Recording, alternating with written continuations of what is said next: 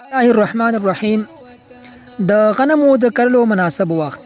د غنمو نبات زیاتې ورایټیګانې لري چې د کرنې د وخت له مخې په دریو ډولونو ویشل شوي دي: ژمنۍ ورایټي، پسرلنۍ ورایټي او بې تفاوته ورایټي چې په دواړو فصلونو کې کرل کیدای شي.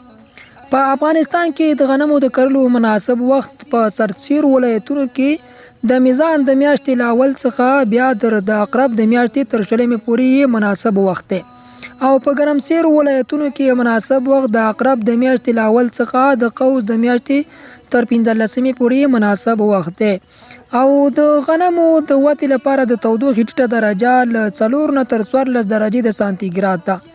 مناسبه تودوخه چې غنم ښه وده پکې کوي 15 درجې د سانتیګراد ده، او لوړه تودوخه د غنمو لپاره له 33 نه تر 35 د سانتیګراد درجو پورې ده، چې دا 15 درجې تودوخه د جوزا یا سرطان په میاشت کې وي، چې نور په دې میاشتو کې غنم د دانې د پخېدو مرحلې ته رسیدلی وي او د حاصل ټولولو وخت وي. یعنې له 15 درجو پورته تودوخه کې د غنمو نبات خپله وده دروي، نوره وده نشي کولای. دا و د غنمو د کرلو مناسب